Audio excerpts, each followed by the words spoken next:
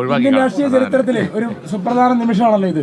ഒരു പുതിയ ഏട് രചിക്കപ്പെടുകയാണല്ലോ പ്രതിഭാസത്തിന്റെ പേരിൽ. അതെ അതെ, ഇതിപ്പോൾ രാഷ്ട്രീയമായിട്ട് തന്നെ കാണേണ്ടതില്ല, മനുഷ്യത്വപരമായിട്ടുള്ള രീതിയിൽ.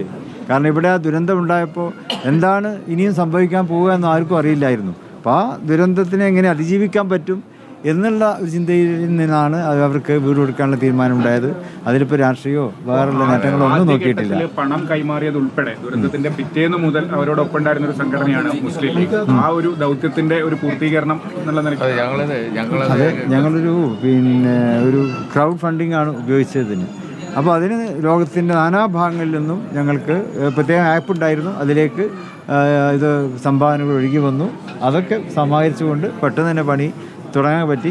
അല്പം താമസം ഉണ്ടായത് സ്ഥല ലഭ്യതയുടെ കാര്യത്തിലാണ്, അല്ലെങ്കിൽ കുറച്ച് നേരത്തെ ഉണ്ടായിരുന്നു. അതിൻ്റെ വിശ്വാസ്യത കീപ്പ് ചെയ്യാൻ വേണ്ടിയാണ് ഞങ്ങൾ സ്ഥലത്തിൻ്റെ വിലയൊന്നും കണക്കാക്കാതെ അതിന് സംസ്ഥാന തലത്തിൽ തന്നെ പ്രത്യേക സമിതി വെച്ചു. സമിതി അംഗങ്ങളെ പേരൊക്കെ നിങ്ങൾക്ക് അറിയാലോ, ഞാൻ വീണ്ടും ആവർത്തിക്കുന്നില്ല.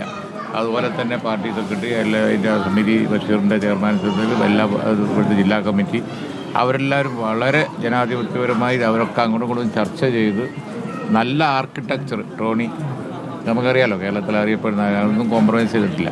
നിർമ്മാൺ നല്ല കോൺട്രാക്ടർ, മലബാർ ടെക് ഇൻഫ്രാസ്ട്രക്ചർ ചെയ്ത്, അതാണ് ഞങ്ങളത് വളരെ വിശ്വാസത്തോടു കൂടിയാണ് ചെയ്തിരിക്കുന്നത്.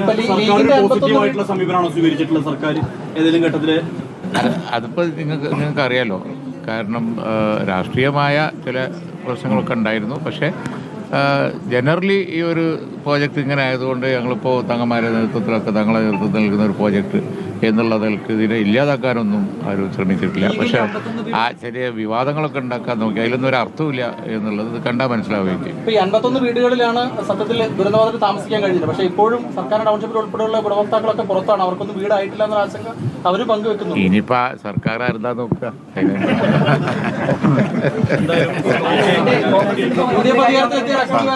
സർക്കാർ എന്ന് പറയുമ്പോൾ അതാരാന്നിപ്പോൾ 4-ാം തീയതി കഴിഞ്ഞാലല്ലേ അറിയുള്ളൂ.